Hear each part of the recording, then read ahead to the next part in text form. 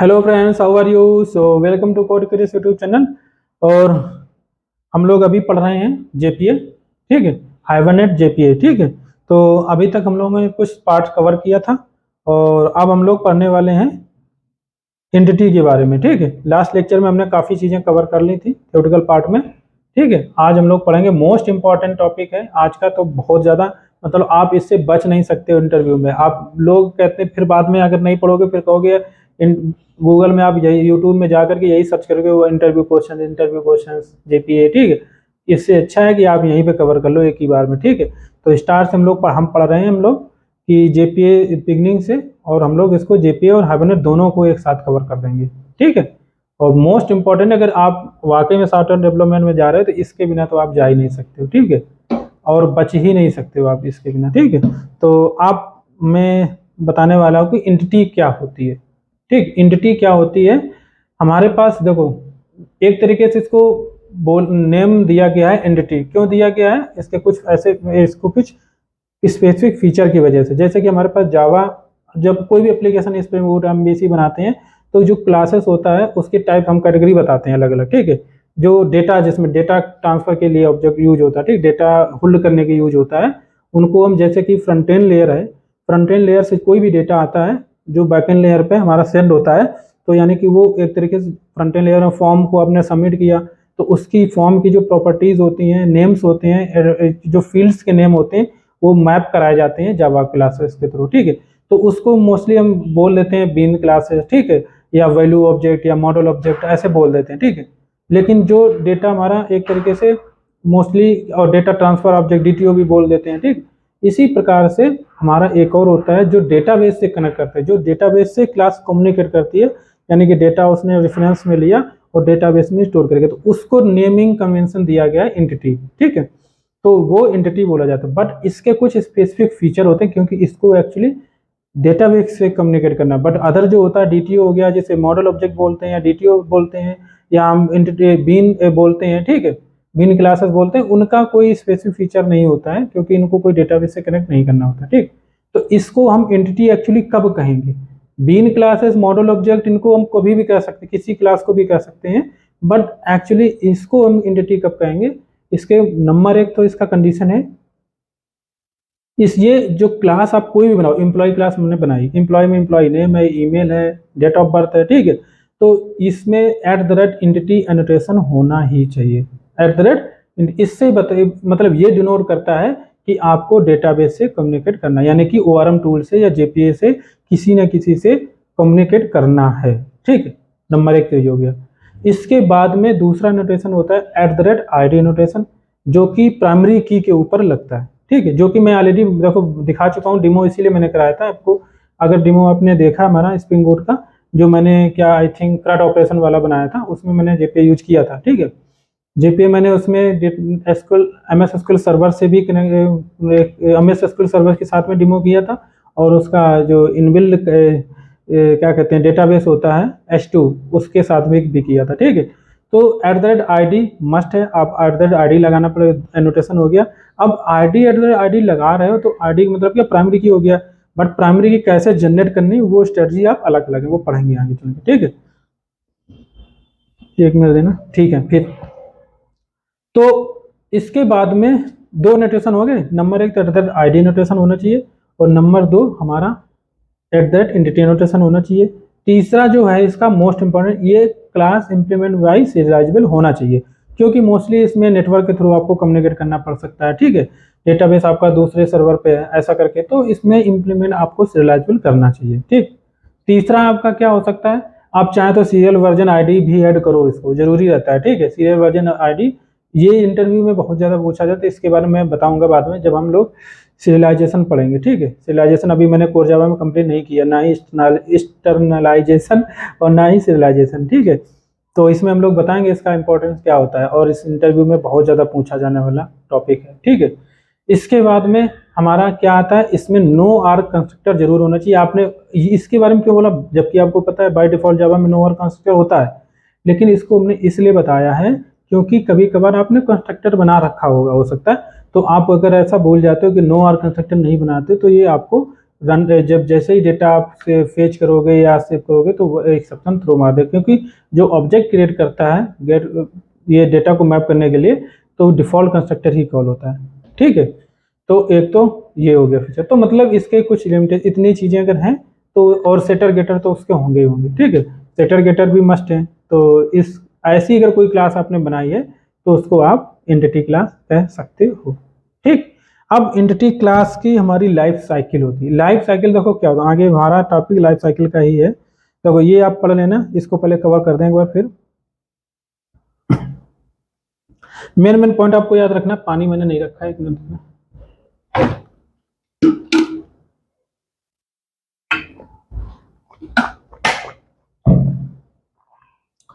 देखो main main point आपको याद रखना। एट द एंटिटी इंपॉर्टेंट है, नो आर कंस्ट्रक्टर इंपॉर्टेंट है, तीसरा सीरियलाइजेशन इंपॉर्टेंट है, और चौथा at the rate I T important है। ठीक है, ये चीज़ें इंपॉर्टेंट हैं आपको, और आपका एट द जो डेफिनेशन है जो भी क्वेश्चन इंटरव्यू का है वो प्रिपेयर हो चुका है आपका, समझ लो। इसके बाद में हम आते हैं, जैसे कि यहाँ एग्जाम्पल में आप देख सकते हैं। ठीक, इसके बाद में आता है लाइफ साइकिल के बारे में। मोस्ट इंपॉर्टेंट मतलब मोस्ट फ्रिक्वेंटली आस्क्ड क्वेश्चन के बारे में मैं कह सकता हूँ। ठीक है, तो देखो यहाँ पे हमारे पास में स्टेट कौन कौन सी हैं।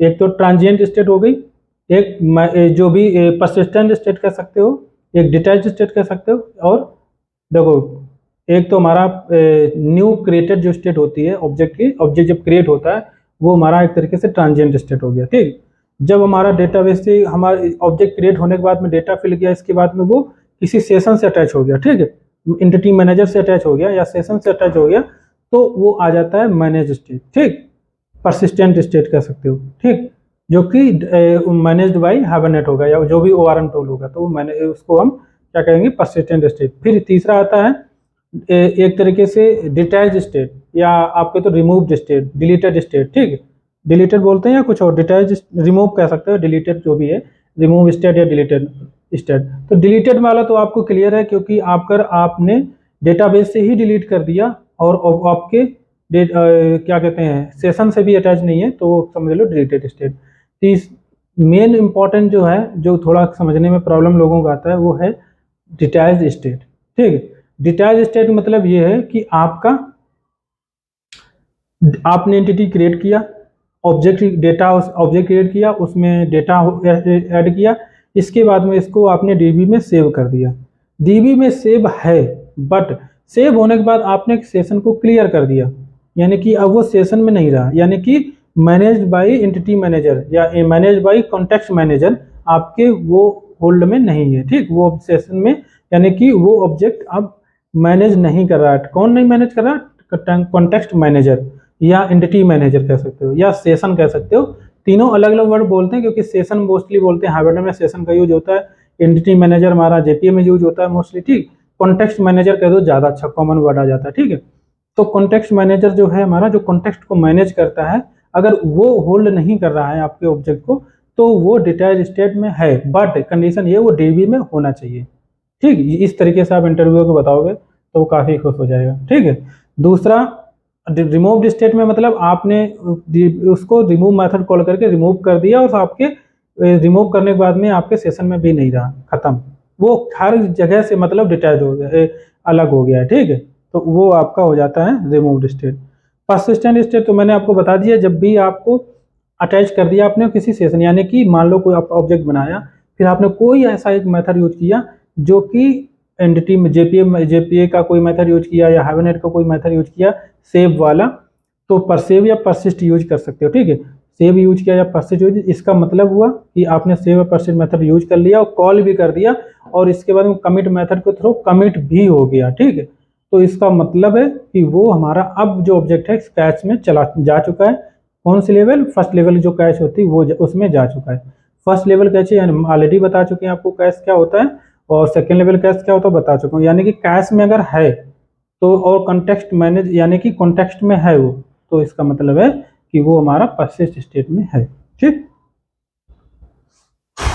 देखो यहाँ पे बहुत इंपॉर्टेंट इमेज है ये। ठीक है, इसको थोड़ा मैं बड़ा करके दिखा सकता हूँ आई थिंक, क्योंकि पूरा आ जाए जिससे कि या हम इमेज को छोटा कर सकते हैं। ये इधर उधर क्यों भाग रहा है भाई?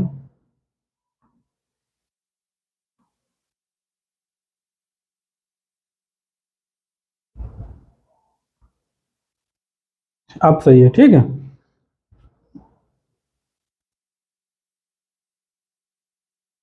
तो अब यहाँ पे देखो मैंने दिया ट्रांजिएंट स्टेट, मतलब आप जो आपको ट्रांजिएंट स्टेट से जैसे ही आप परसिस्ट मेथड कॉल करोगे या सेव मेथड कॉल करोगे तो आप मैनेज स्टेट में आ जाओगे। यानी कि आपने कोई मेथड यूज किया, किसका यूज किया? ओआरएम टूल का, यानी कि कोई भी जेपीए का या हाइबरनेट का आपने कोई मेथड यूज किया है, यानी कि अब वो अटैच हो गया किससे? उस जेपीए कॉन्टेक्स्ट से, उस ओआरएम टूल के कॉन्टेक्स्ट से, जो भी ओआरएम टूल यूज कर रहे हो, तो वो मैनेज स्टेट में चला जाएगा, ठीक। इसके बाद में आपने क्या किया? इसको रिमूव कर दिया, मेथड यूज किया रिमूव मेथड। तो यहाँ पे या डिलीट मेथड हो, डिपेंड करता है आपका कौन सा ओआरएम टूल यूज कर रहे हो, ये सभी के लिए जेनिक है एक तरीके, ठीक है। तो आपका रिमूव स्टेट में चला जाएगा। फिर इसके बाद में अगर रिमूव्ड भी हो गया, ठीक है, अगर रिमूव हो गया, मान लो आपका रिमूव हो चुका था बट आपने फिर से उसको परसिस्ट कर लिया, तो आप दोबारा से मैनेज स्टेट में जा सकते हो, ठीक है। जो ऑब्जेक्ट रिमूव हो चुका था फिर से उसको परसिस्ट करके भी आप मैनेज स्टेट में जा सकते हो, परसिस्टेंट स्टेट में जा सकते हो, ठीक। इसके बाद में देखो यहाँ पे आपने किया, इसको फ्लश करवा दिया, ठीक है, रिमूव्ड स्टेट में था, ठीक। इसके बाद में आपने इसको क्या किया? फ्लश कर दिया, तो ये डीबी से भी चला गया। इसके बाद में फाइंड मेथड जो है, देखो डीबी में जो डेटा है हमारा, ठीक, देखो फ्लश मेथड में एक चीज मैं बताता हूँ, फ्लश मेथड मोस्टली हम लोग यूज करते हैं। मान लो अगर कोई सेशन में कैश में डेटा है, बट अगर कभी कभार ऐसा होता है कि वो कैश में डेटा है बट वो परमानेंट डीबी में सेव नहीं हुआ है, ठीक है, बट आप कमिट नहीं करना चाह रहे हो। क्या नहीं करना चाह रहे हो? कमिट। आप कमिट भी नहीं करना चाह रहे हो बट डेटाबेस में अवेलेबल भी करना चाह रहे हो उसको, उस केस में आप फ्लश यूज करते हो, ठीक है। तो उस केस में क्या यूज करते हैं? फ्लश यूज करते हैं, जिससे कि आपने डेटा सेव किया, हो सकता है आप ग्रिड में दिखाना चाह रहे हो तुरंत, ठीक है, तो उसके लिए डेटा आप दोबारा गेट किया हो, ग्रिड के लिए नया ऑब्जेक्ट क्रिएट किया हो ग्रिड में शो कराने के लिए, और इसके आगे भी कुछ एक्शंस कर रहे हो आप, तो इसलिए कमिट नहीं करना चाह रहे हो, कमिट होगा नहीं बट आपका प्लस हो जाएगा बीच में, ठीक। इसके बाद में देखो फाइंड डीबी में अगर है, उससे आप दोबारा से, अगर मान लो कैश कॉन्टेक्स्ट में नहीं है बट डीबी में है, अगर किसी ने गेट मेथड कॉल कर दिया, ठीक है, गेट रिक्वेस्ट कॉल कर दिया, तो वो तुरंत मैनेज स्टेट में फिर से आ जाएगा, ठीक है। तो इस तरीके से हम यूज करते हैं। डिटैच स्टेट में देखो मर्ज जैसे यूज नहीं, डिटैच स्टेट में जाने के लिए आपने क्लोज, मैंने बोला ना, क्लोज कर सकते हो, क्लियर कर सकते हो, इविक्ट कर सकते हो, ठीक है। क्लियर का मतलब क्या हुआ? कि आपने कैश को क्लियर किया हो, ठीक। क्लोज का मतलब है सेशन को ही क्लोज कर दिया। इविक्ट का मतलब है इविक्ट वर्क करता है एज ए क्लियर ही, ठीक। इविक्ट जो हमारा है क्लियर ही तरीके से वर्क करता है, बट क्लियर करते है सभी एंटिटी को सेशन से हटा देता है, लेकिन इविक्ट क्या करता है? पर्टिकुलर एंटिटी को हटाता है, ठीक है। ये इविक्ट जो है मैं पर्टिकुलर एंटिटी जिसको चाहो उसी को सेशन से रिमूव करवा सकता, ठीक। तो इस सेशन से आपने रिमूव क्यों? इसका भी यूजेज होता है मोस्टली, क्योंकि आप बार बार सेशन से लेते रहोगे, अगर सेशन में है तो क्या कहते हैं, आप चाह रहे हो कि आप क्या कहते हैं करंट आपका डेटा, मतलब लेटेस्ट डेटा आपको डीबी से चाहिए हमेशा, तो आप इसको कर सकते हो, ठीक है। तो ये सारा कुछ इसका था, बहुत इंपॉर्टेंट है। आगे इसमें देखो मैंने लिख भी रखा है, आप पढ़ लेना।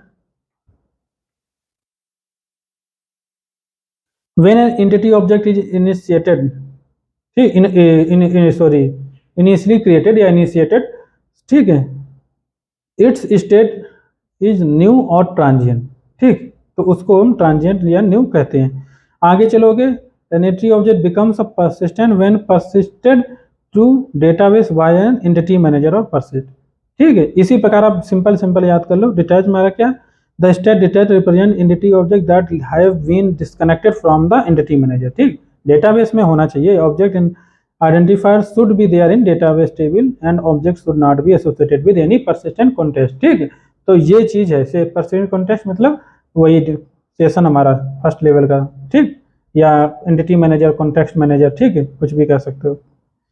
इसके बाद में रिमूव्ड स्टेट का मतलब क्या हुआ? ए persistent state entity object can also be marked for deletion by using entity manager's remove method, ठीक है, with an active transaction, then entity object changes its state from the managed to removed state and physically deleted from the database also। ठीक है, इसके बाद में what is persistent context क्या होता है, जिसमें एक्चुअली बार बार अगर यहाँ पे देखोगे तो परसिस्टेंट कॉन्टेक्स्ट की ही बात की गई है। ठीक है, तो इसीलिए अलग से मैंने लिख दिया, अगर किसी को समझ नहीं आ रहा परसिस्टेंट कॉन्टेक्स्ट क्या होता है तो इसको भी मैंने यहाँ पे लिख दिया हुआ। ठीक है, परसिस्टेंट कॉन्टेक्स्ट है क्या एक्चुअली, जिसको मैं बात कर रहा था, is the collection of all persistent managed object. ठीक है, यानी कि entity manager of an entity manager if you try to retrieve an entity if the entity existed in persistent context. ठीक, अगर एंटिटी परसिस्टेंट कॉन्टेक्स्ट में है then managed entity object return from the persistent context only without accessing the from the database. ठीक, तो इसका मतलब क्या हुआ, बीच में मिडिल में कैश है, कैश कौन हैंडल करता है, सेशन लेवल कैश। ठीक है, वो मैंने इसीलिए शॉर्टकट में आपको बता दिया था, इसका लॉन्ग डेफिनेशन यहाँ से भी समझ सकते हो। The main role of persistent constraint is to make sure that the database entity object is persisted by no more than one, ठीक है, in memory entity object within the same। देखो इसका मतलब मैं पूरा पढ़ना नहीं चाहता, देखो इसका मतलब है कि कैश जो मिडिल में एंटिटी जो कॉन्टेक्स्ट हमारा बना हुआ है इसमें काफ़ी चीज़ें उसको काम करना पड़ता है, क्योंकि सिंपल यही नहीं है कि इसको कैश में स्टोर कर दो, इसका साथ साथ में एक डुप्लीकेट ऑब्जेक्ट भी वहाँ पे नहीं होना चाहिए। ठीक है, मल्टीपल ऑब्जेक्ट्स वहाँ पे, एक जो एंटिटी आपने स्टोर किया है वो सेशन में अगर चला गया, दूसरे बंदे ने कोई एंटिटी बनाई वो भी स्टोर करना चला गया, तो वो आपको मैनेज करना पड़ेगा, डुप्लीकेट्स वहां पे नहीं होनी चाहिए। ठीक है, तो ये मैनेज करता है। देखो परसिस्टेंट, आप देखो मेन लाइन जो यहाँ पे है, persistent context as the local cache for the given entity manager. ठीक है, देखो परसिस्टेंट एंटिटी मैनेजर चूंकि बात इसने यहाँ पे इसलिए किया जा रहा है बार बार, क्योंकि हम जेपीए की बात कर रहे हैं। अगर हाइबरनेट की बात कर रहे होते तो एंटिटी मैनेजर में हाइबरनेट में वहां पे सेशन ही यूज होता है, फैक्ट्री सेशन। ठीक है, तो वहां पे सेशन ऑब्जेक्ट बनता है, यहाँ पे entity manager actually entity manager का ऑब्जेक्ट ही बनाते हैं हम लोग। ठीक है,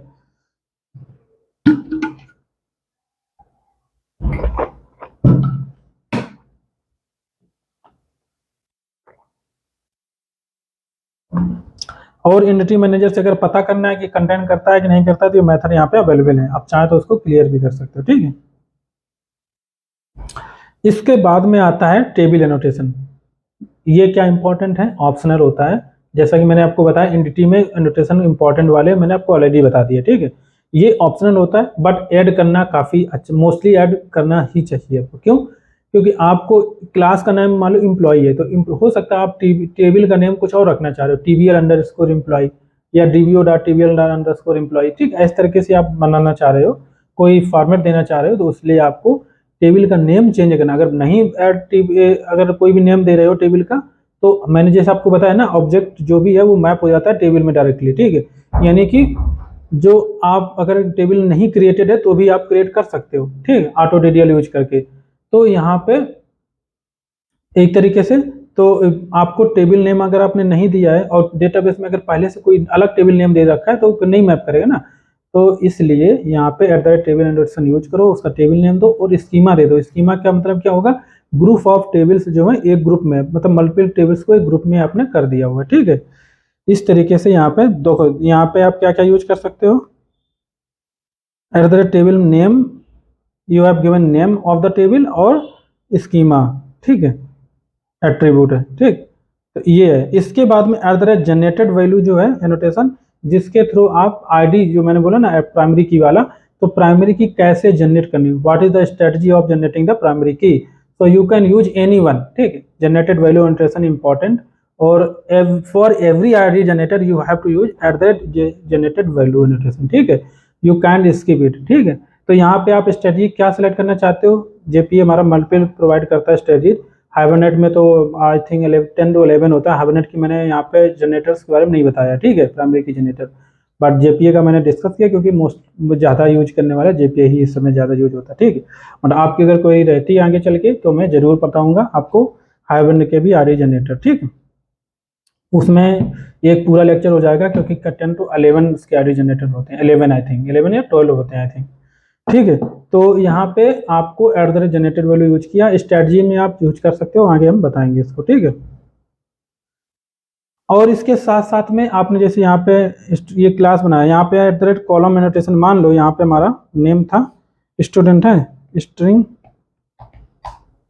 नेम। ठीक, अब आपका यहाँ पे नेम आपका दिया, तो नेम तो स्टूडेंट का भी हो सकता है नेम, पर्सन का भी हो सकता है, एम्प्लॉय का भी नेम हो सकता है कॉलम, ठीक है। तो डिस्टिंग्विश करने के लिए यहाँ पे कॉलम एनोटेशन यूज कर लो, कॉलम ऐसे करके, ठीक है। और यहाँ पे टेबल, इस प्रॉपर्टी को टेबल के किस कॉलम से मैप कराना है उसका नाम यहाँ पे दे दो, ठीक है। NAME इज इक्वल टू, यहाँ पे नेम दे दो, क्या नेम देना है, यानी कि स्टूडेंट, STD_ME, ठीक। ऐसे करके आप दे सकते हो, तो ये नेम हो गया। इसके साथ साथ में आप इस प्रॉपर्टी, जो टेबल में जो कॉलम बनता है, आप जब टेबल क्रिएट करते हो देखा नहीं होगा आपने, वहाँ पे साइज भी दिखा देते हैं कि वार कैर है या कैर है या इंट है, कितने बाइट का है, तो वो सारा कुछ वहाँ बताते हैं हम लोग, या डिफॉल्ट वैल्यू क्या होनी चाहिए, ठीक है। तो वो सारी चीज़ें आप यहाँ पे बता सकते हो। देखो यहाँ पे नोटेशन दिया, लेंथ बता सकते हो, नलेबल फॉल्स है या ट्रू है, यूनिक है कि नहीं है, ठीक है। यूनिक की जिसको हम बनाते हैं किस कॉलम को, ठीक, यूनिक फॉल्स है, कॉलम डेफिनेशन, ठीक है। या फिर डिफॉल्ट वैल्यू यहाँ पे इस तरीके से दे सकते हो, ठीक। तो ये तरीके से यहाँ पे इसका इंपॉर्टेंस है, मोस्टली यूज करते हैं, ये भी इंपॉर्टेंट एनोटेशन है, सारे ही हैं यहाँ पे जितने भी हमने बताया। इसके बाद में ट्रांजिएंट, ट्रांजिएंट एनोटेशन देखो मोस्टली हम यूज करते हैं जब कोई भी प्रॉपर्टी एंटिटी जो आपने बनाई है, कोई भी प्रॉपर्टी को डेटाबेस में सेव नहीं कराना चाह रहे हो। क्यों नहीं कराना चाह रहे हो सकता है वो आपके पास में 4 कॉलम जो आपने स्टोर करवाए हैं डीबी में, उसी 4 कॉलम में से 1-2 कॉलम से कैलकुलेट सम हाउ आपने कुछ कैलकुलेशन करके या ऐड सब्ट्रैक्ट करके या उससे कुछ कैलकुलेट करके आपने इस कॉलम को बना लेना। जैसे कि डेटाबेस में आपने डेट ऑफ बर्थ स्टोर कर दिया है, तो आपको एज स्टोर करने की आई थिंक क्या जरूरत है, नहीं है। क्यों? क्योंकि एज आप कैलकुलेट कर सकते हो डेट ऑफ बर्थ से, ठीक है। जब भी कोई फेच करता है एज के लिए, तो आप तुरंत डेट ऑफ बर्थ से एज को उसी दिन कैलकुलेट करके दिखा सकते हो। तो इस वजह से आप वहाँ पे ट्रांजिएंट एनोटेशन लगा सकते हो। मोस्ट इंपॉर्टेंट एनोटेशन है, इंटरव्यू में बहुत ज़्यादा पूछा जाता है, मतलब इंटरव्यू में हो सकता है कुछ भी ना पूछा जाए, इतना ही पूछे ट्रांजिएंट एनोटेशन क्या होता है। ये जब हम सीरियलाइजेशन करेंगे वहाँ पे भी ट्रांजिएंट आएगा, ठीक है। जिस ऑब्जेक्ट को आप सीरियलाइज नहीं करना चाहते हो, जिस प्रॉपर्टी को, वहाँ पे आप ट्रांजिएंट यूज कर सकते हो। सीरियलाइजेशन में आप देखोगे ये सब चीज़ें।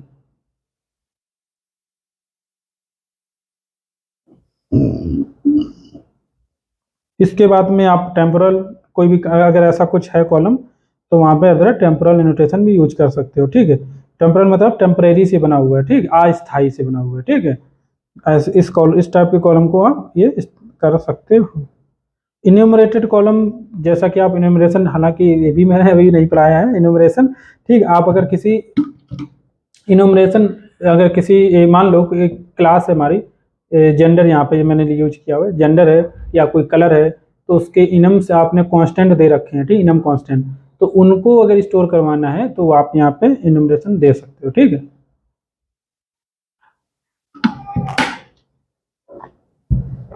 और अगर आपको स्टोर जो करवाना है उसकी ऑर्डिनल वैल्यूज के थ्रू करवाना है, तो आपको यहाँ पे इसको देने की जरूरत नहीं है, ठीक है। यहाँ पे जो मैंने इनम टाइप डॉट स्ट्रिंग दिया है, इसको देने की जरूरत नहीं, बट आप स्ट्रिंग दे सकते हो अगर उसके नेम को स्टोर करना चाह रहे हो, ठीक है।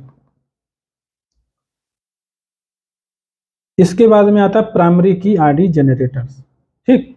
ये आई थिंक मुझे लगता है इसको हम नेक्स्ट लेक्चर में पढ़ेंगे, थोड़ा छोटा छोटा बनाते हैं, थ्योरेटिकल पार्ट है इसलिए ज़्यादा लंबा हम करना नहीं चाहते, ठीक है। तो थैंक यू गाइज, मिलते हैं नेक्स्ट लेक्चर में। और ये बहुत इंपॉर्टेंट है क्योंकि ये डिसाइड करने में काफ़ी हेल्प मिलेगी आपको कि कौन सा आईडी जनरेटर हमें यूज करना चाहिए, कौन सा नहीं करना चाहिए, ठीक है। तो मिलते हैं। इसके अलावा इसके बाद में हम पढ़ेंगे